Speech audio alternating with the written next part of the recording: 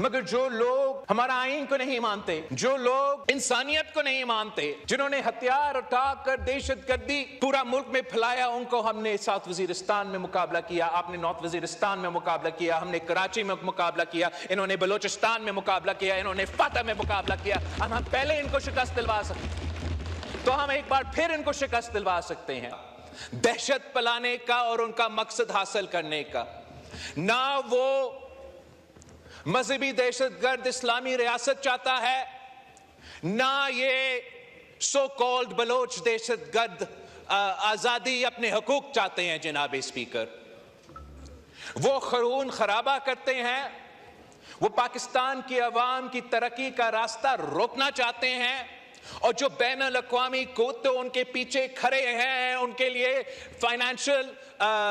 Support और बाकी logistical support भी प्रोवाइड करते हैं, उनका जो एम्स है वो हासिल करना चाहते हैं। सबको नजर आ रहा है कि जनाब स्पीकर, ये दहशतगर्द पाकिस्तान के आम शहरी को कत्ल करके चीन को क्यों ललकारते हैं?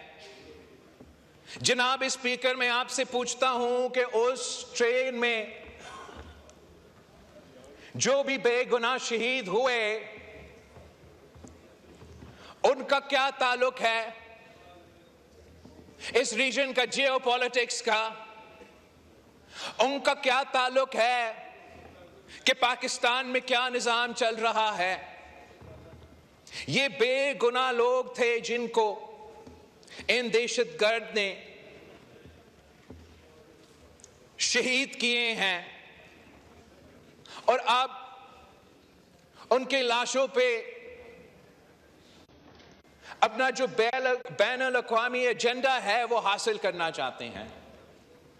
मगर दहशतगर्द को तनकीद करना, उनका मज़म्मत करता, उनका बुरा भला कहना जनाब स्पीकर तो बहुत आसान है।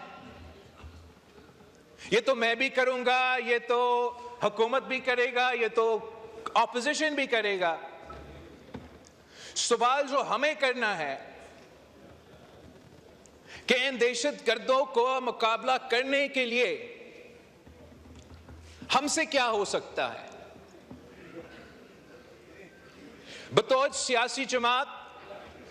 हमारा क्या किरदार हो सकता है कि हम एक किस्म का पॉलिटिकल कंसेंसस इस एक पॉइंट एजेंडा पे बनाने के लिए हम क्या कर सकते हैं? हम तमाम जो बाकी एजेंडा आइटम्स है उस पे अपना सियासी बयानबाजी और सियासी मकसद हासिल करने के लिए या अपना पॉइंट स्कोर करने के लिए हम सियासत करते रहे, मगर इन दरिंदों को मुकाबला करने के लिए जो पाराचुनार से लेके बोलान तक पाकिस्तान के अवाम को कत्ल कर रहे हैं, शहीद कर रहे हैं, हमारे अवाम के खून के साथ होली खेल रहे हैं, हम कम से कम आज ये तय कर दें कि जो तमाम सियासी जमातें इस हॉल में मौजूद हैं, हम एक दूसरे के बारे में जो भी समझे, हम ये मान लें कि ये हम सब का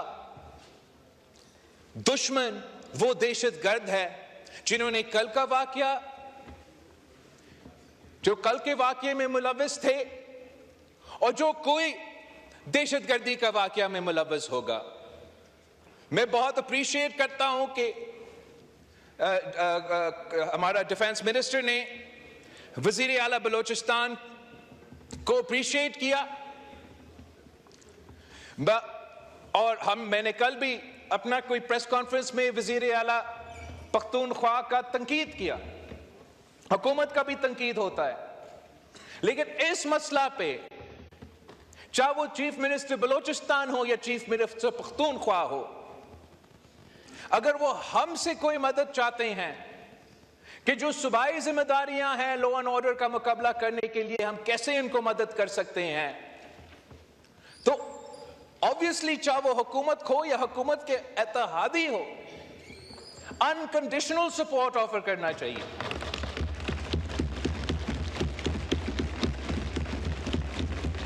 और अगर मेरा वजीर आला में या मेरा सूबाई हुकूमत में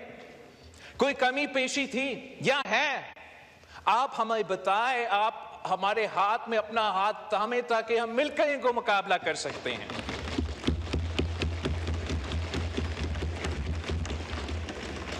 वजीर आजम नवाज शरीफ था जब हमने पहली बार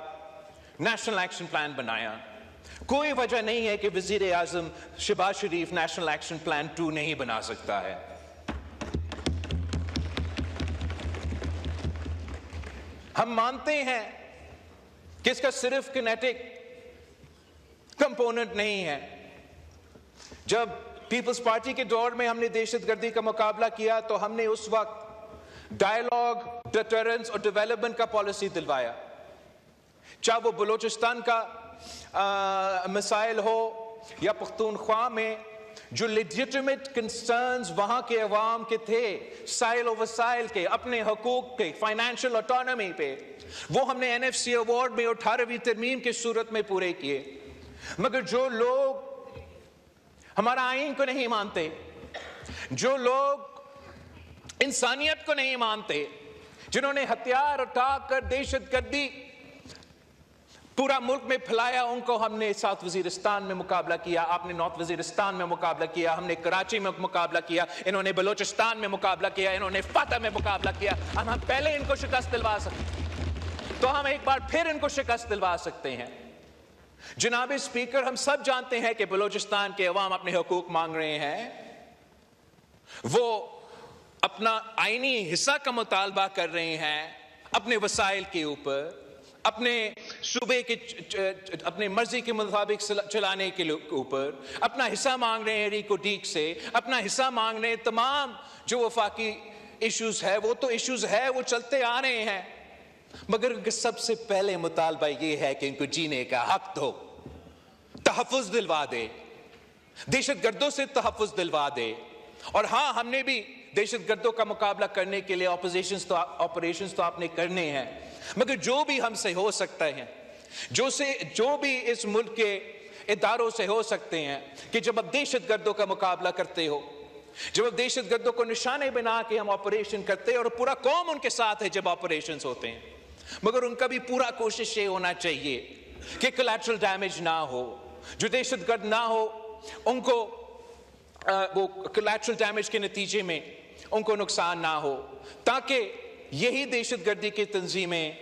उनके साथ जो नुकसान हुआ, उनके साथ सियासत करके अपना मकसद को आगे नहीं बढ़ा सके। जनाब स्पीकर, अगर हम ये कंसेंसस नहीं बनाएंगे,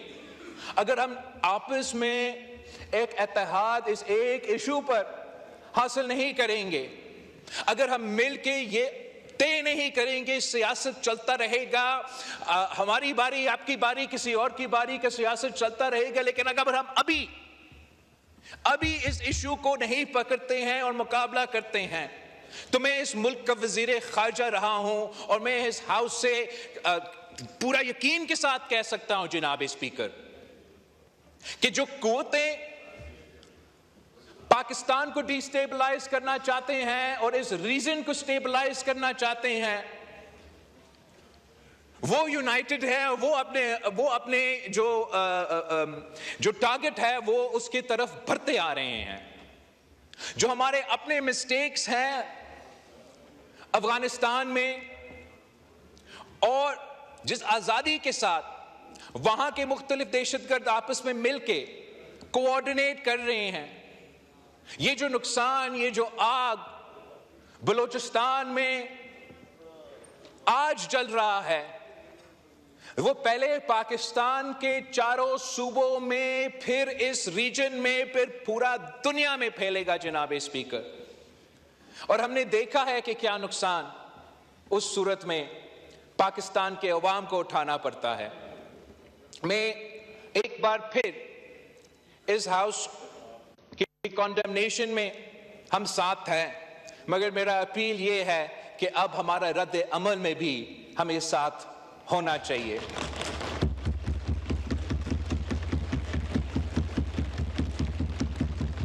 और उम्मीद है कि तमाम सियासी जमातें अपना पूरा कोशिश करेंगे कि हम ये टारगेट हासिल कर सकते हैं।